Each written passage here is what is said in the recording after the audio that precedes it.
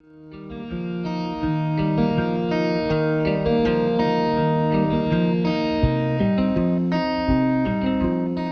everybody, welcome back. Actually, we're on the road today up in Massachusetts. I'm here with Eva and Kyle. We're going to stop by a buddy of mine. He has a sugar shack and they're making maple syrup. So let's check it out and see what's going on. Thanks for tuning in. All right, let's go in here. Holy smokes, is that Scott Lehman? Yes, it is. Hey, Scott, long time no see. How you doing? Good to see you, Peter. All right, now for a lot of the listeners out there, you may remember Scott from the Hartford or DCS. You know, Scott, give us a cash receipt voicemail. Oh, geez. Come on, you remember. I can't remember. Today, cash receipts for Sunday was 102 million. All right, there we go. So anyway, hey, great to see you, Scott. Let me get settled down and we'll see what we got going on for making maple syrup. So one of the first steps is obviously you get the fire going. You have Scott feeding the fire. And then we're going to go take a walk and actually collect some syrup or sap out of the trees down there. So they're frozen. We were 12 degrees this morning when we started. Yeah. Just a little bit in our pans here. Wow. Typically go collect every day, every other day. Yeah. But it's not going to run for another hour or two till we get up into the 40s today. Yeah. But what we're looking for is about a gallon a week out of each vial. Wow. At a minimum, and then we start getting below that, we know it's time to stop. Now, Scott, you mentioned this tree. I mean, look at it, how old it is. I mean, what do you figure how old this is, and it's still producing? So this is a sugar maple. It's in tough shape. My guess is about 150 years old. Wow. And it still does produce sugar. There's been a whole bunch of experiments where they cross-cut these trees, and you can see where the spires are. It's amazing. This is last year's spire. Okay. And what'll happen, the tree will heal itself up through healthy bacteria. It'll heal up in about 6 weeks after drilling, but then next year, this corridor, about 5-6 inches wide by 12 or 15 inches, sure, is non-tappable. Oh, okay. So typically you move over 6 inches and work your way around the tree. Interesting. Wow. You know that like a lot of the sugaring books will tell you to tap on the south side. Okay. Warms up quicker. Yeah. Look for a big leader root. But what I found is that's not necessary. You can tap on north sides. They do produce a little slower in the beginning of the season, but by the end of the season, they're usually flying. Nice. Now, Scott, you just pulled that one off of this smaller tree, but what's inside? So it's frozen. We were 12 degrees overnight. Oh, boy. But this is our sap. Okay. This is from another sugar maple. The sugar content all season long has been about 3% in our sugar maples. Okay. Our Norways have been about 2.5%. Okay. The higher the sugar content, the quicker the boil. Wow. You make syrup a lot faster. Yeah. Now, obviously, you melt that down and boil it down to ultimately what becomes the syrup. Yep. So this type of sap, we need about 40 gallons of this to make 1 gallon of maple syrup. That's amazing. Yeah, so Scott, you mentioned that you could only tap it in a certain spot once it's already been tapped. Show us how you actually do that and what's the best practice around it. Sure. All right, Scott, show us how to tap the tree. You got it. So first thing we want to do is identify where last year's spile was. Okay. We can see that we tapped here last year, and we tapped here obviously this year. This tree is more than 24 inches in diameter, so it'll handle 2 spiles. Typically every 12 inches you can go out 1 more spile. A minimum diameter of a tree you want to tap is 10 inches. So if you've got anything at home, you can go to Tractor Supply, buy a couple buckets. Yeah. But don't overdo it. You don't Got want it. to damage the tree. Okay. So, now that we've identified last year's spile, we want to be about 6 inches over. All right. And we're going to do about 1.5 inches to 1.25 inches hole at a slight angle. It's a specially designed drill bit that is used just for sugaring. And when you say at an angle down, obviously? Just a slight angle down. We want gravity will help pull that sap out. Okay. Now, if it was above freezing right now, this would be leaking. We'd see sap coming out of this right now. We use a 5/16 spile. We use plastic spiles now. Found they're better producers. Spile, basically spout, tap. Okay. Little hook for the bucket. Sure. Place for a lid. enclosure, and then you can see the bottom of the spile.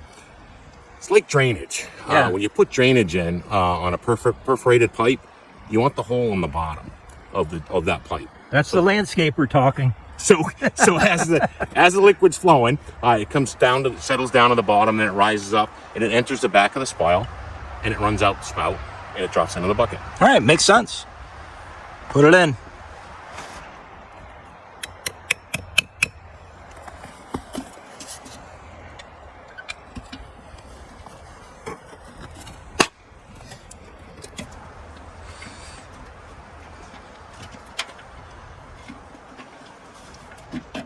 Lid just to keep some of the water out. We're not going to keep it all out. We don't want it to lock up tight.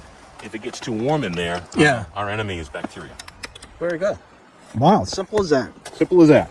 All right, so here we are at, I guess you'd call it the sugar shack, right? So walk us through the different parts of the equipment you have. Sure. We collect by buckets. There's a lot of bigger places that go out and collect by tubes. Yeah. They use vacuum systems that pull the sap out of the trees, but we're old school. We do buckets. All right. So as we collect the buckets, we filter. We dump into this insulated milk tank, and you can see it froze up pretty good last night. Oh, okay.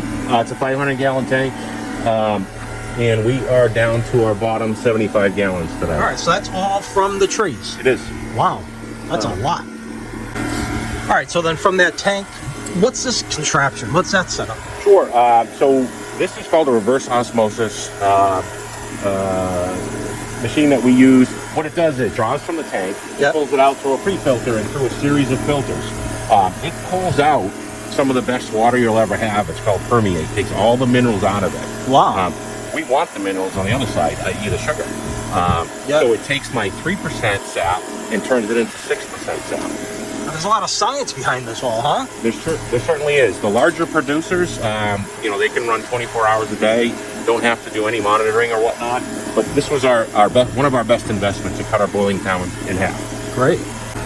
All right, so let's go inside and see what we got here. A lot of steam, fire. What do we got here, Scott? So we have a 2x4 evaporator made by Mason. This has got an arch, so a wood stove. Needs about 5 to 7 pieces of wood every 5 minutes or so. Oh wow, boy! Our goal is to keep this boiling and steaming and reducing down all day long and as quick as possible. What Tim's doing now, as you can see, we're starting to bubble up a little bit. The old timers, the olden days, used to use a pine needle. Yeah, what is that, Tim? That's actually from a pine tree there? From a pine tree, yes. The oils from the pine tree knock down the bubbles. It's the oil on it. Wow. That's pretty neat. Using butter. Okay. What else? They have some sort of vegetable oil or something that they can buy that floats on the top. All right, so once it's boiling, what do you do here now? So now we're drawing off into the Murphy cup, I guess. And we're seeing if... So some people go by the bricks that are labeled on this. Yeah. For us, we just go by, if it starts to float, then we know we're close. Okay. Then we'll start drawing off into our filter. That's amazing. I see the 3 different channels, maybe 4, and they seem to elevate. I mean, there must be a difference between each of these different channels here in the boiler? It's not. It's actually, what we're doing is it's cold sap, and it's just because of the heat and the cold, and there's channels inside these webbing, and it just brings it down. And so when we go here, we're sap, and then it's a little bit seasoned, and then as you can see the difference in bubbles, we're almost caramel here, right? Wow, so once everything's all boiled, it seems to like kind of graduate to this spot, and then I see it dripping through here, and that looks like syrup to me. I mean, are we close? It's really close. It's about 99% there. What we do at this point is we start drying off. Yeah. Once we hit a certain density in that syrup, and then we go through a couple of 6 pre-filters here. Wow. And then we, after this, it goes into a finisher. We use propane to finish it. Okay. So we can control the temperature a little bit better. Oh, that makes sense. Makes a lot of sense, right? We bring it right to 219, and then we draw off filter one more time. We let it cool down. Yep. And then we bottle. Wow. I'll tell you, this is amazing. A lot more complicated than what I thought. I mean, certainly takes a lot of hard work and effort to get the final product. Oh, here we go. Right on the shelf there. The finished product. Tynic, right? Yep. All right. Way to go. All right. I think, I think we'll sign off. Scott, thank you so much. Tim, thank you so much. It's been a huge learning experience and very exciting to see. So, Take care. take care, guys. Check this out, everybody. Scott hooked me up with some original Tynic maple syrup. This is going to taste good on the waffles or pancakes.